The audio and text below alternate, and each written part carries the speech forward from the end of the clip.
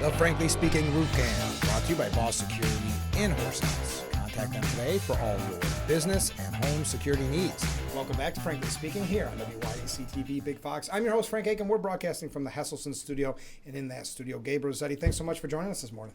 Thank you, Frank. This is a heavy topic, but it's one that's very important. We've brought it up on the program a lot, and you put together with the Twin Tiers Family Forum an event, a forum, if you will, before it starts here, Lessons from Canada on Assisted Suicide. It's coming up on June 9th, 6:30 p.m. at the American Legion, South Corning. Why did you, let's put it this way. What is the goal of this event? Sure. So as you know, the New York State Legislature enacted a new law that's coming into effect in August that is going to allow people to request that their doctors give them medication to kill themselves, essentially. Yeah. And this is a new thing in New York. It's not new where I have a lot of friends in Canada. I went to university there. They've had it for 10 years or thereabouts. Yeah. And It's not good. the fallout from it culturally and at the individual level has been really terrible to watch and to witness. And I thought that it was important for people here who may, like me, be, I would say, interested in being prepared for this to start touching their family and their friends and their local community, to have an opportunity to sit down and hear from people who have kind of lived with this and understood what it does and where it goes. And that's the kind of the important part, isn't it? The slippery slope, right? So what maybe starts off, and as you said, kind of alluded to, this was kept so quiet when it went through. Yeah. And then here we are, it's coming up like everything in Albany. Oh, it's not till next August, don't worry about it. And then August is here. Sure. But as someone that checks out the New York Post and some other outlets, to see what's happened in Canada and how extreme this has gotten, which what might have been quote unquote good intentions at first, has really gotten out of hand. There's always compassion at a human level that underlies all of the discussions around this stuff. Nobody wants to see their family members suffer. Of course not. People want to do what they can to help. People want to, it's very normal, they want to have as much autonomy over their own care and their own decisions as they can. These are all good things, they're all normal. Where the problem is that when you have a bright line that we all used to understand that no matter what life brings, Right. your life is something that's really, it's whether you believe it for religious reasons or otherwise, it's a miracle, it's sacred, and it kind of doesn't belong to you. It's something that you've been given and are a steward of. Right. And it's certainly not something that you can end voluntarily because you don't want to do whatever it is that the next thing is in your life. And there can be terrible things that you may have to do that may be very difficult. Right. Right. And one of those is suffering through illness at the end of life. It used to be that until very recently that suicide was always understood in all contexts to be a terrible, terrible thing. And in other parts of the world and now in New York, we've decided that that is no longer an absolute thing, right? And the law now carves this terminal illness situation out as one where not only is it not a tragedy, but it's something that people may start to feel compelled to consider based on circumstances that may arise in their families, may arise economically. That's been one of the experiences. And Dr. McQueen, our guest, or our speaker at this event, she's the recently retired director of the Canadian Catholic Bioethics Institute. I hope I have that right. Yes. Professor of moral theology at University of St. Michael's College, my alma mater at University of Toronto. She's also a lawyer. She's originally from Scotland. She has a wonderful accent. If nothing else, come to the event and enjoy that. Sure. The idea is she has witnessed where this has gone for people in Canada, and one of the main lines of objection that have started a decade later, started to flower out north of the border, is, wait a minute, we instantiated this in order to be compassionate to people, right? As misguided as I think that was at the beginning. And now people are, they're taking polls of people of why are you doing this? Right. What's impelling you to do it? And significant numbers of people are saying, I'm doing this because I'm poor, because I don't have any prospects in life. Yeah. And originally it was terminal illness only. Now there are 2 tracks. Okay, this is in Canada, and this is what you can bet will be the case in any place where the bright line is erased, which we've just done in New York. So track 1 is the standard, I'm terminally ill, I can't bear the pain anymore, and we all, I'm sure, would face that temptation in that situation to take that step if it were available to us. You can understand it at a human level, and then you have this unbelievable metastasis of this practice into other areas of just mental illness, economic distress, profound loneliness. Yeah, I mean, and these are the reasons, not wanting to be a burden. Right. There was the one person, and I don't know her name, but she was an actress, somewhat successful actress, who said she has an embarrassment of riches. She's been blessed her whole life, but she's felt depressed. That shouldn't be the line, to your point. That shouldn't be, and again, this is about having the conversation. Some people are going to disagree. Some others are going to say that is compassion for someone dealing with depression. But where it's not there yet in New York, but look how quickly it happened in Canada. Yeah, and you have to understand how human institutions work, right? Everything is tethered to incentives at some level. Sure. And in Canada, you have a centralized healthcare system. Healthcare, as we know, is extraordinarily expensive. And someone who is in a hospital bed or in a profound terminally ill situation becomes very easy for society and for the medical establishment, who's funded by society at large, by the taxpayer, to look at that person and say, you know what? You're kind of a problem. Yeah. Under the guise of medical care. Yes. And that's what makes it so confusing. So people are, even people who are not in acute distress or at the end of their lives, are presented, as I understand it, with the quote-unquote option to terminate their own lives, no matter what their family situation is, in the event of illnesses that should be met with treatment, should be met with the support of family and community. And the corruption doesn't end with, with doctors and nurses presenting this to people as though it's something that should be done because of economic considerations. It can be family members as well, as you might imagine, right? Yeah. All of a sudden, we no longer have to wait for mom to exit on her own time. Right. We can, and this is a horrible thing to think of. I totally agree. But people do pressure one another to do things that are legal, right? Where nobody has to go to jail for telling mom you need to drink the poison. Well, there are going to be people who do that for reasons, there is no good reason in my view, but for reasons that we would view to be abominable. And that will happen in this community. And you said this kicks off in August. Like, this starts in New York in August. There are some regulations that need to be published by the Department of Health, I think, relating to record keeping, disposal of unused medication if somebody changes their mind, and so forth. Okay. And let's be clear about what we're talking about.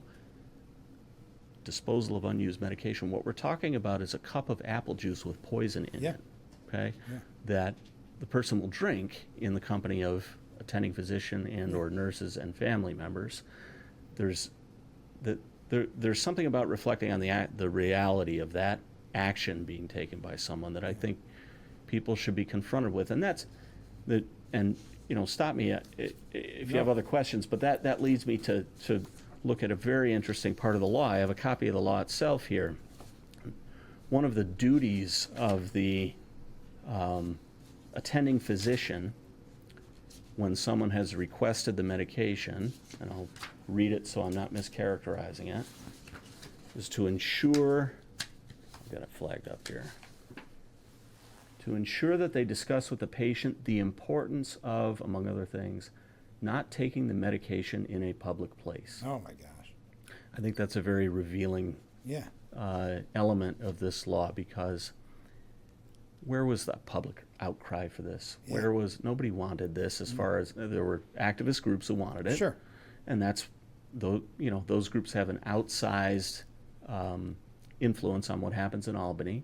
And here we are, and we now all have to confront this and what it means for us. And I don't think anybody in Corning, New York, that I'm aware of Who's ready for this? was wanting it. And in the law itself, you have a recognition that this is something that we're kind of ashamed of. Yeah. Well, Right. it felt that when the conversation first happened, Yeah. that there was this kind of back and forth where no one really wants to sign off on it. Yeah. Who wants their name attached to it? Right. Yeah. Right. And, I just read an article where they canceled, because to your point about drinking in public or, disposing of the medicine, they canceled an actual execution of a prisoner because they couldn't find his vein. Yeah. But here we're in a scenario where they're giving you a medicine under the guise of, again, medical care that you now have to dispose of if you change your mind. That leads into the question of medical ethics and people who became doctors and nurses before this. How are their employers going to handle their conscientious objection to this, which Right. the law does protect, and that's very important for people to know. Yeah. Because there are a lot of people in our community are going to be professionally impacted by this. The law states that a physician, nurse, pharmacist, or other provider shall not be under any duty, law, or contract to participate in the provision of medication to a patient under this article. Okay? Yeah. Nobody can be forced to do this. And that goes for facilities as well. People who are in leadership of hospitals, hospice care facilities need to understand that there are procedural requirements in the law for doing so, but you can opt out for your entire facility Sure. from having people drinking poison to kill themselves in your facility, and having your staff in some way pressured or obligated to assist in that. Right. We're talking about, before it starts here, Lessons from Canada on Assisted Suicide. It's coming up on June 9th at 6:30 p.m. at the American Legion in South Corning. Would you recommend that people RSVP for this? Definitely. There's twintiersfamilyforum.org is the website. You can find the event on that, and please help us get a head count. We'd like to know how many people are going to be there so that we Goes can. without saying, it's free. Yeah, definitely. Yeah, it's free. This is born of concern for the community and and the people we know and love here being ready for this. Who do you think this is specifically kind of catered for? If someone's saying, should I go to this or shouldn't I go to this, who do you think should attend the event? Sure. Anyone who's interested in the moral implications of the societal changes that we're going to see on the heels of this law, whether they feel that they're going to be implicated or not, I can promise you that it's going to touch you in ways that you don't expect. And I know this from my friend's experience. Doctors, nurses, hospice workers, pharmacists, they'll be on the front lines of this. They should be there. The Catholic Church, this is from a Christian perspective. Catholic Church has run hospitals for a long time, and that's why they're at the vanguard of the development of bioethics. And our speaker, Dr. Moira McQueen, she's an internationally renowned bioethicist. She's Catholic, but the principles that she'll be expounding on and what she's devoted her life's work to are really something that, broadly speaking, all Christians and really all people in the Judeo-Christian tradition or ancillary to it, which we all are in certain ways, should be able to at least understand and be interested to explore. So the facing this at a cultural level, dealing with what do we do when a family member is looking to go in this direction, what do we do in order to safeguard our conscience rights as professionals? How are we going to? I'm not a politician. I'm not interested in the political advocacy that other people might take up. Someday this might be repealed, Right. but for now, this is the law of the land in my home state of New York, and I'm more interested in helping people think through before this is on their doorstep. Right. How they're going to live this in their own lives as family members, as professionals, and as people who are going to get sick and get old. Right? It would be interesting to see, and I don't know if the doctor has an answer, or if anybody really has an answer, to ensure when this takes effect, how it doesn't grow and expand like Canada. Because we're just talking about the initial phase. What people think about that, good or bad. Yeah. if you study what happened in Canada, it doesn't stop where we're starting in August. It definitely does not, and the advocacy for advocates for people with disabilities have been at the vanguard of opposition to this in Canada. Yep. More recently than not, because they've woken up to the fact that, oh my goodness, the people whose interests we represent, people whose lives are just as sacred and valuable as anybody else's, but who have disabilities, they're being regarded with a gimlet eye more than they ever used to be, because if you look at people as economic actors only, people with disabilities can be less productive economically and can cost more to when the disabilities are acute for their care over the course of a lifetime.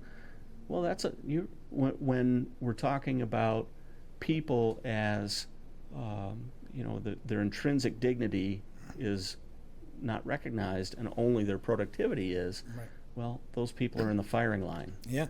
I know that I've seen a lot of different groups outspoken in saying that it's wrong because of, again, where this can lead to.